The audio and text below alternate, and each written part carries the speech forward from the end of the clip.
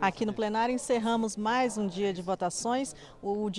A sessão foi um tanto complicada devido às movimentações políticas, à obstrução da oposição, mas o plenário aprovou o texto que estende a posse de armas para além da sede da propriedade rural. Toda a extensão do imóvel rural, então, é permitida a posse e a utilização da arma registrada em nome do proprietário ou do gerente do imóvel rural. Os debates foram acalorados, a oposição apresentou diversos requerimentos para tentar retirar de pauta o texto, para adiar a discussão, adiar a votação, mas todos os requerimentos foram rejeitados pela maioria. A oposição queria mais tempo para debater o assunto, argumentando que há uma preocupação com a utilização do aumento das armas de fogo para principalmente em propriedades que estejam sob conflitos agrários, com o MST, por exemplo, ou com indígenas e quilombolas, e em áreas que estejam sob reforma agrária. Aqui ao meu lado, o deputado Márcio Genri, do PCdoB do Maranhão, que foi uma das vozes que discordava do projeto e que fez esse debate aqui com os deputados. Deputado Márcio Genri, boa noite. Boa noite. O senhor participou aqui dos debates do projeto que amplia a extensão da posse de armas. Há esse risco de que as armas possam ser utilizadas nesses conflitos? Risco sempre há. O discurso de quem propôs é sempre o de melhorar, de assegurar segurança das famílias de áreas rurais. É preciso considerar duas coisas basicamente neste caso. Primeiro, não desresponsabilizar o Estado das suas responsabilidades com o provimento da segurança pública em toda a extensão territorial do país. Isto é algo fundamental porque na medida em que a gente, entre aspas, privatiza essa responsabilidade do Estado, a gente vai tendo níveis de desorganização de uma política pública de segurança no país. E o segundo é que, neste caso também, mais armas não quer dizer necessariamente mais segurança. A extensão da posse numa pequena propriedade tem um significado. Numa imensa propriedade pode ter um outro significado. E é sintomático, e eu me referi a isto, que muitos parlamentares aqui tenham feito referências claras, explícitas, a, por exemplo, o MST. O que está embutido nisso? Um ânimos beligerante, belicoso, com uma entidade da sociedade civil brasileira que não é exatamente um grupo armado, portanto não precisa ser combatido com armas. Então nós não podemos criminalizar movimentos sociais e nem podemos também achar que com a ampliação da área na qual se possa ter posse de armas vai repercutir positivamente para a segurança pública em nosso país. Mas os debates aqui hoje também foram contaminados por uma outra discussão lá na CCJ, né? Há uma proposta de emenda constitucional em debate sobre terras indígenas, sobre a exploração de terras indígenas, fazer essa abertura para terceiros. E isso também pode influenciar nesse ambiente de conflito?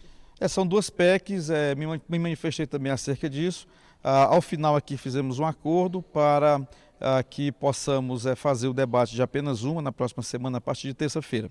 O que é grave nessa história das PECs sobre as áreas indígenas? Há muitos aspectos, porque você volta no marco institucional do Brasil e estabelece uma tutela sobre as comunidades indígenas que já não tem guarida na Constituição de nosso país.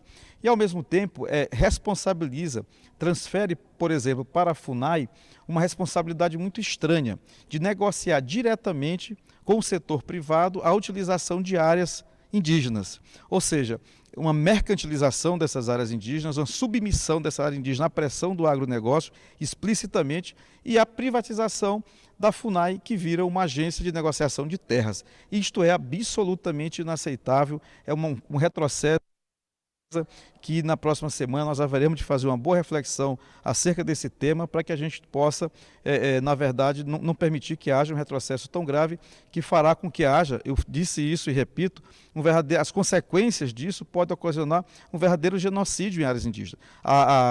A ocupação de áreas indígenas de forma desordenada pela dinâmica da comercialização pode gerar problemas muito graves, não só para as comunidades indígenas, como também para questões ambientais dentro das áreas indígenas. Obrigada, deputado Márcio Genri, pelos esclarecimentos. Obrigado. Uma boa noite. Uma boa noite, muito obrigado. E aqui ao meu lado também vamos conversar com o relator desse projeto que amplia a posse de armas em propriedades rurais, que é o deputado Afonso Ram, do PP do Rio Grande do Sul, fez a relatoria do projeto aqui em plenário. O argumento é de que as propriedades rurais não contam com atendimento de segurança pública constante, rápido, como na zona urbana. É esse argumento que motivou a apresentação desse projeto, deputado? Quem conhece, né, em primeiro lugar, boa noite, né? É uma satisfação estarmos com vocês. Veja a produção que tivemos essa semana.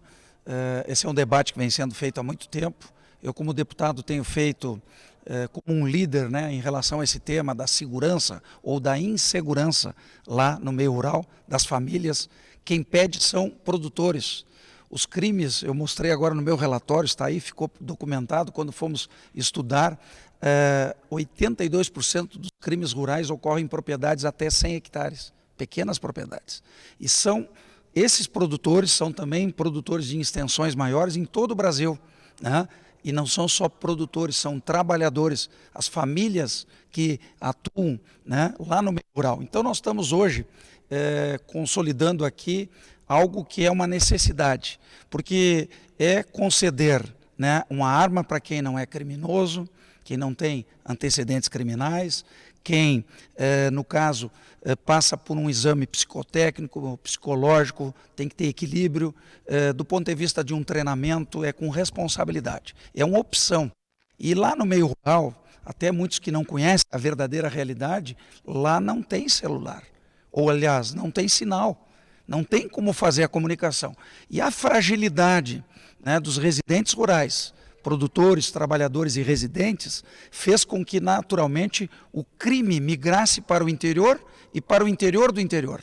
Hoje nós temos cada vez mais roubos de máquinas, de equipamentos, de implementos, o crime do abigeato, que eu sou autor aqui da lei, agora já é lei, né, que agravamos a pena, e lá no Rio Grande do Sul hoje já faz uma força-tarefa, já há um controle, reduzimos esse crime ocorre hoje em todo o Brasil e também é algo de grande prejuízo. Então, na verdade, nós temos aí uma oportunidade, né, de trazer com responsabilidade, não se trata de armar o campo, trata de dar a condição ao direito de legítima defesa.